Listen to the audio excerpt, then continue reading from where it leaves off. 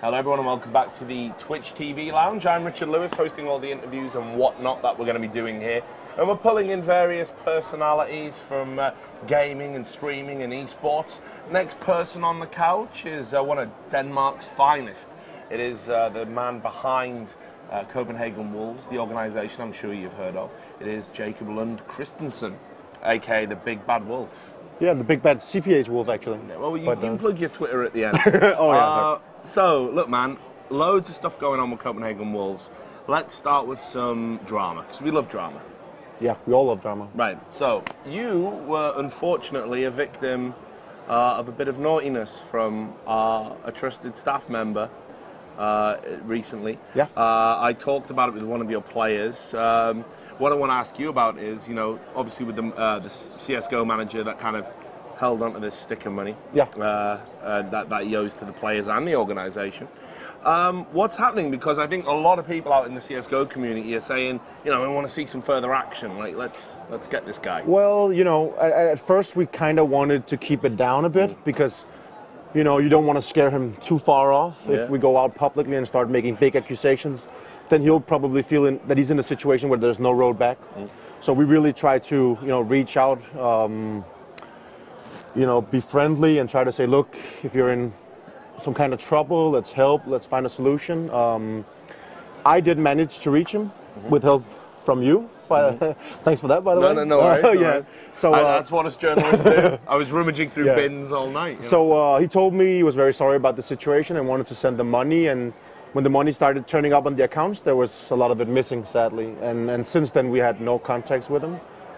We've been really pleasantly surprised, though, by the amount of people who has reached out to me and to my people to say, look, we might be able to help you with this, or I got a friend who can help you with that. And we're currently exploring some avenues that are looking very promising. But, you know, if the money is spent, it's probably going to be pretty hard to get back, at least the rest of it. But we're definitely making moves, but we prefer to keep it internally, at least like exactly which road we're going to take. Of course. So let's talk about your feelings, though, because, you know, you put a lot of trust in the guy, and he'd been with the organisation a while. He had previous experience. He'd been part of Very Games as well. So, you know, he wasn't a stranger to the scene, and, you know, it almost feels like it's one of those, you know, crimes of opportunity a little bit, but... Yeah, that's also why it caught me so much by surprise, I think. You know, I've met him personally twice. We worked with him for 4 or 5 months. I told the players when they first joined that I wanted a team manager, but I didn't have one that I felt was, you know, qualified for the job, and if they knew somebody. And they recommended him. I talked to the people who worked with him before. Nothing but praises, nothing but this guy is so professional and so great. And to be honest, that was the impression that I had as well. So when the players first told me, I was just like, oh, no way. Like, there's something wrong here. And then I checked my Facebook, tried to look at his name, and I could see that was blocked. And I was like, all right, maybe there is something to this after all. Alarm bells going. Yeah, exactly. Especially since, you know, I've been in esports for many years, and this actually isn't the first time that something like this has happened. So it's a bad flashback in a way. Yeah. What about how the kind of sticker money in particular is distributed? There have been a lot of kind of problems in the CSGO scene at the moment where players are complaining about communication from Valve, saying Valve should be a bit more controlling and direct. I've even had a manager say that he isn't even sure what happens with the sticker money, you know, what ratios, who's supposed to get what. He says Valve have been completely hands-off with it. Yeah. Do you think Valve should be a little bit more involved directly when it comes to things like that? Well, you know, I'm in a special, you know, situation in regards to these things because I have been working with Riot as well, with our LCS team, and they're very controlling, you know, they're pretty much on everything. I would never have guessed. No, I know. So, you know, I've kind of seen the best and the worst of both worlds, but I definitely feel that Valve should step up. I think they have a void that they need to fill. I think in the case of Riot, you have someone like Nick Allen, who basically goes out and gives us all the bad news. Like, this guy's getting fined, or we're doing this. They need someone to make the statement, and then you know if the statement comes from this guy, it's legit, and that's that. Yeah. And I think that's missing, but I think that it's something that Valve is learning slowly, because, you know, if you look back in the history of esports, especially in Counter-Strike, it's never been the producers of a game who's done the tournaments. It's always been them paying somebody else to do a tournament, or just helping with the prize money, or maybe not even doing anything at all, just happen to have a, you know, a popular game. Yeah. So I think it's something new for Riot, not Riot, but Valve, and I think it's something that they definitely should listen to, and I think, you know, we've been trying to reach out to them a bit as well in regards to some help with legal matters for this sticker money, because we kind of need some proof from them as well. And so far without luck. So yeah, I think there's definitely room for improvement, but you know, it's something. It takes time. It's a natural process. You need to build this up. So let's talk a little bit about the LCS team, because you know, you've touched upon them. Strange situation, I've got to be honest with you. You know, we're friends, it's okay, hopefully. You're bigger than me. But no, the situation looked like you were going to get rid of the existing LCS team, the one that had gone to relegations but always won relegations, always stepped up in relegations. And they were playing on ladder under the name Unlucky Rejects. There was a lot of talk about you maybe bringing in, you know, Dexter and him possibly being linked with the team. That was going around, you know, as a rumor. And then you re-signed the guys, and they're going to represent you again. So some people are saying, oh, you couldn't get the players you really wanted, and they were like the last resort. Other people are saying it was like a motivational thing that you did to, you know, maybe help them realign their perception. What was it? To be completely honest, we had a big audit after we were done. We were looking, you know, we sat down, looked at ourselves and the history of the Copenhagen Wolves, and kind of like, you know, we've been growing massively the last year, and we want to continue that growth. But still, we're not one of the big teams. You know, we can't flex any muscle towards Fnatic or EG or any guys, but they have so much money compared to us. So we were offered some opportunities to kind of build this thing way bigger than it is now. And a natural process before finding out what we want to do in regards to that, we needed to kind of go through everything we had ever done. And, you know, it's a business. I mean, we cannot re-sign people because we're friends with them or because we like them. We need to make sure that we make the right decision. So we did explore several options. And we told the players about it. We were completely honest about it. And that's why I even said to them, I think it's a good idea that you make a ranked ladder team. Because should we go somewhere else, then you still have the expansion tournament. And I have zero doubt in my mind that had they been in the expansion tournament, they would have at least, if not won it, then taken the second place. Because they're a good team, and I think they really proved that against H2K. But, you know, we evaluated our options. We talked to a lot of players, and we basically just put it out all in front of us and said, you know, where do we want to go? And I think, you know, I think we're one of the few organizations that also really value continuity and also the professionalism of the player compared to their skill. They ended 8th, but we saw some factors and some reasons for that we kind of felt that they were better than ending 8th.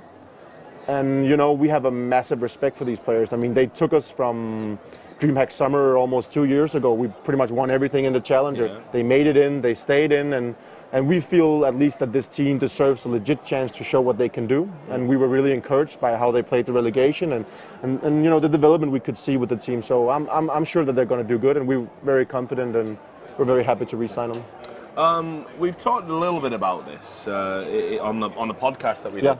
But I'll ask again, just in a bridged fashion, and there's been an update to it. You have this conveyor belt of just ridiculous talent that seems to just end up in Copenhagen Wolves, and then it ends up somewhere else, and it's just you replace them, and then it's more talent, and they end up somewhere else. And it even in Hearthstone now with Firebat, you know, winning BlizzCon.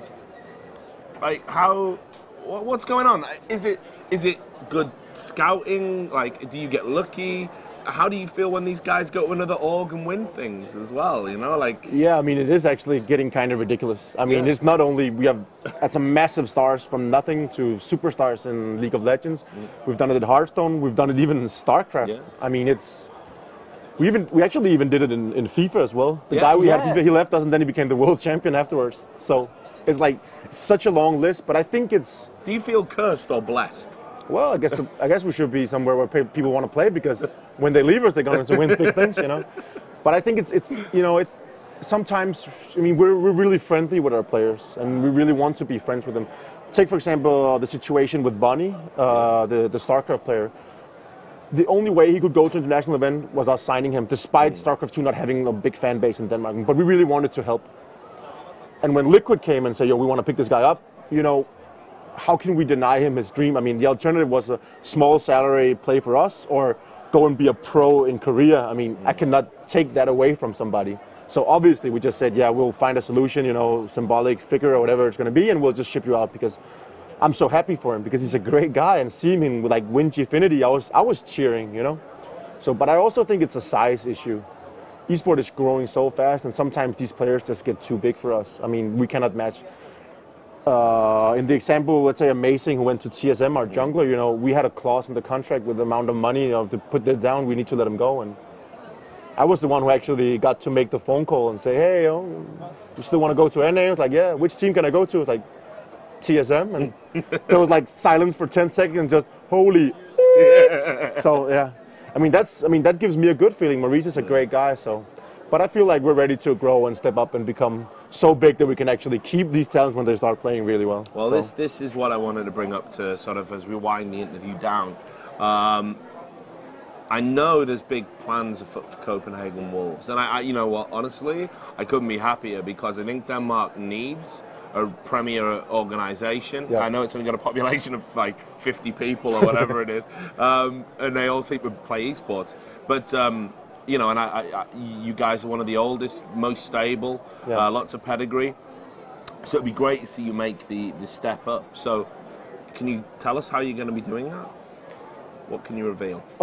I can say so much that until now I've been not running Copenhagen Wolves alone, but it's been my responsibility. I've been the sole owner, and I have been having to do all these things, and there's been a lot of things that I had to learn in a very hard way. You know, sometimes I've been grasping over way too much, and then instead of doing a few things really well, I've done a lot of things kind of half-assed. Yeah. So that's been hurting us a lot, and you know, we're ready. We're gonna get some.